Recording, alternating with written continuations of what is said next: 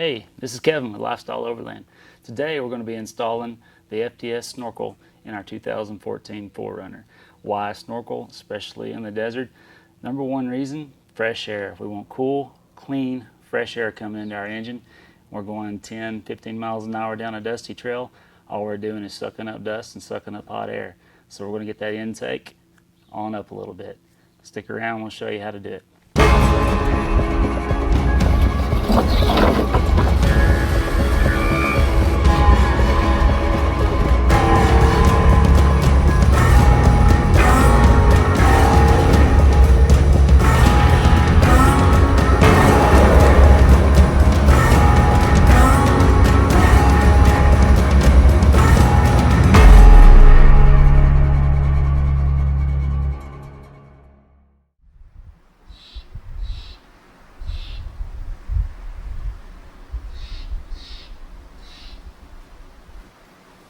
So real quick, let's go through what came in the kit with the snorkel. Obviously we have the snorkel body, the snorkel head, miscellaneous bolts, and a clamp for the snorkel head. Most important part, and don't start unless you have this, is a template. This is the piece that's going to lay out on your body, show you exactly where to drill this big old hole. So let's get going.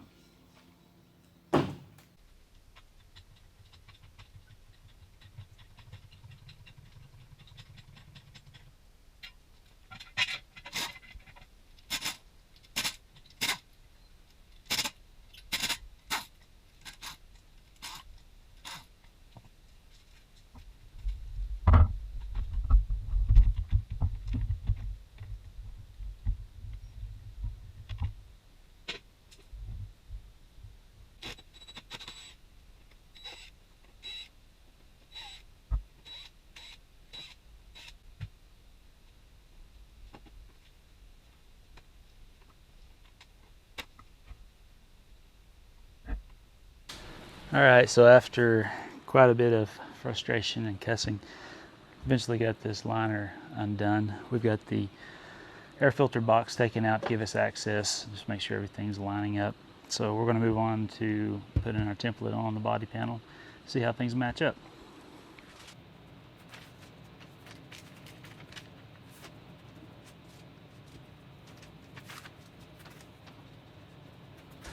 So the main thing when installing a snorkel, don't get in a hurry. You're fixing to drill a hole in a $30,000, $40,000 piece of equipment.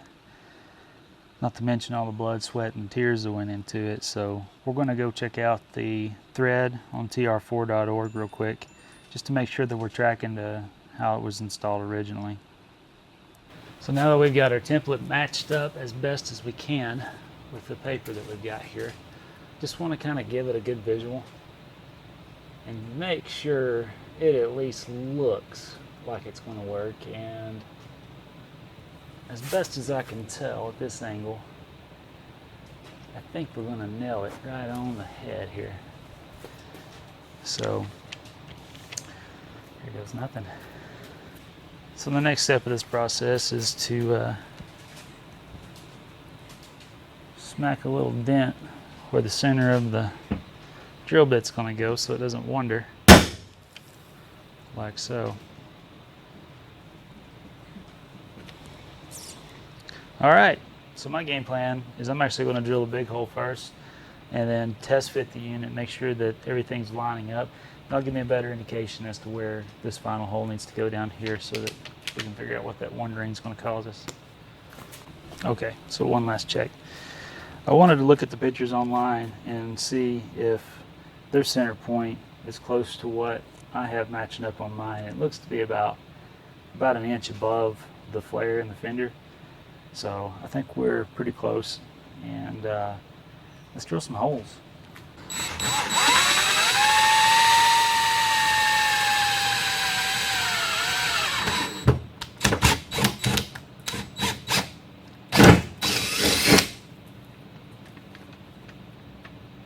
Not disconcerting at all. Now the next question is, do we drill flush with the side of the vehicle or do we drill straight in? Let's check out our snorkel real quick and see.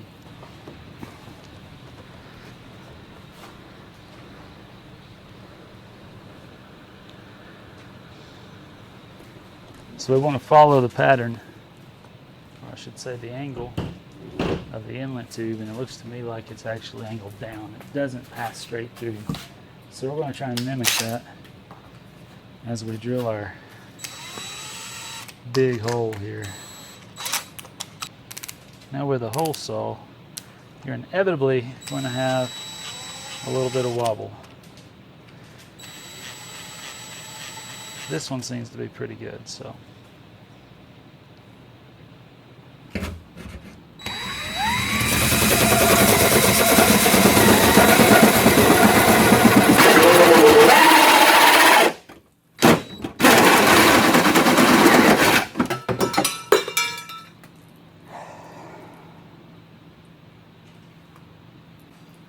I don't think Bondo is going to fix that, so let's put a snorkel in it.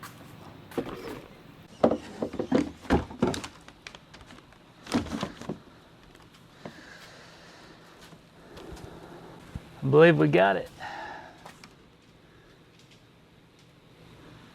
Oh yeah, that looks good.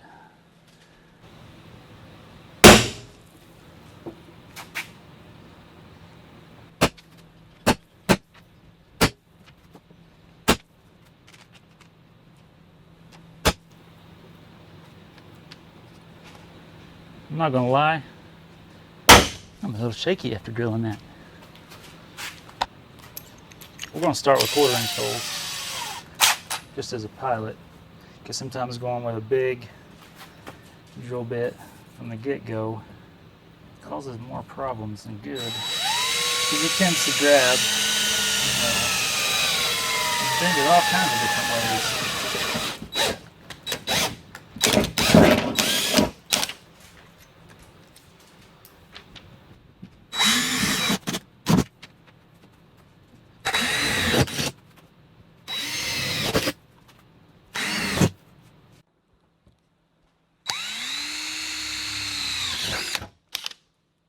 So the instructions say drill a 9/16" hole. So I actually went and bought a special bit just to do that.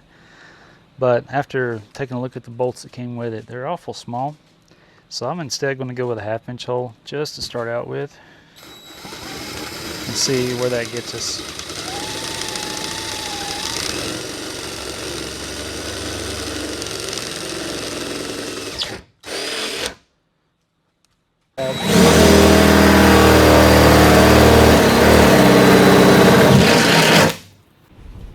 Got our snorkel mocked up in place. Just wanted to test fit it, make sure that everything's lining up and looking good, make sure we don't have to enlarge those bolt holes we were talking about. So the next step is to take the airbox. We want to remove the deflector that's on there from the original factory location. That way it's a straight shot into that. Get that airbox mounted, make sure that everything lines up before we start anchoring this thing down in case we got to move a little bit. So worst part's over. Let's see if we can get it bolted down and looking good. So this is a little deflector that I was talking about. Let me get this pulled off so it's a straight shot into the airbox flange. And just a couple of clips we're going to pop over their holders. Now if you're running the TRD cold air intake, it's my understanding that this opening is just a little bit bigger.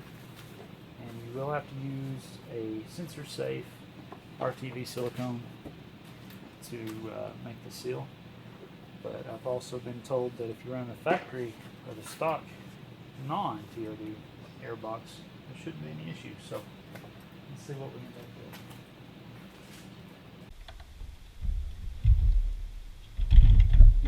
do. So there's some debate on what you can do to protect your vehicle from scratches and whatnot once you bolt these things up. Some people have sprayed them with plastic dip. What I opted to do is take some of this 3M double-sided tape and just leave the backing on it. I want it to be able to slide around. I don't want it stuck to the vehicle because I could potentially break this if I ever need to remove it. So I want to just give it a little bit of padding, and that's about the right thickness. So we're going to give it a try and see how it matches up.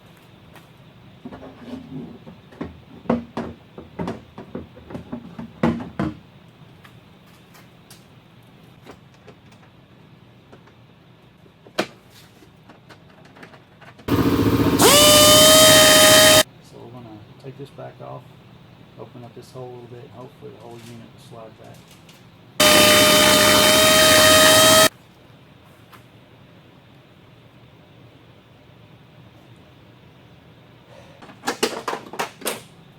That's never a good feeling.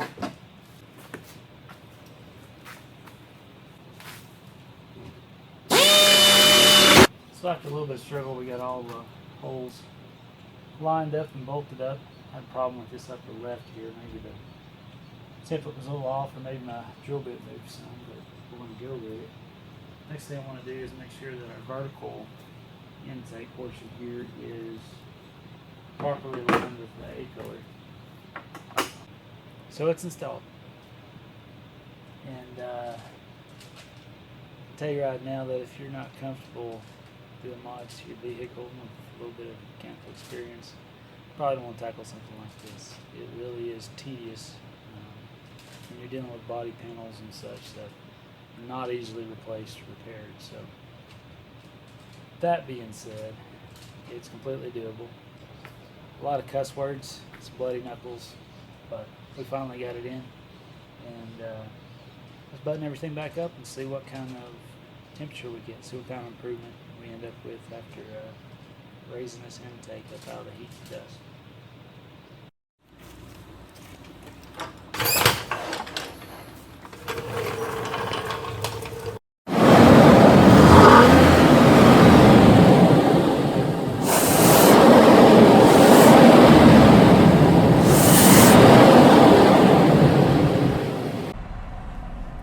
So that wraps up the FTS Snorkel install on the 2014 4Runner Trail Edition. Kind of a struggle getting it installed. Well, there were no instructions, but thankfully there was a post on T4R that explained everything fairly well. The template, it was an okay guide to get you started, but definitely had to enlarge my holes and test fit 4 or 5 times before I could get it to fit up to my satisfaction. And actually it's not even there, to be honest with you.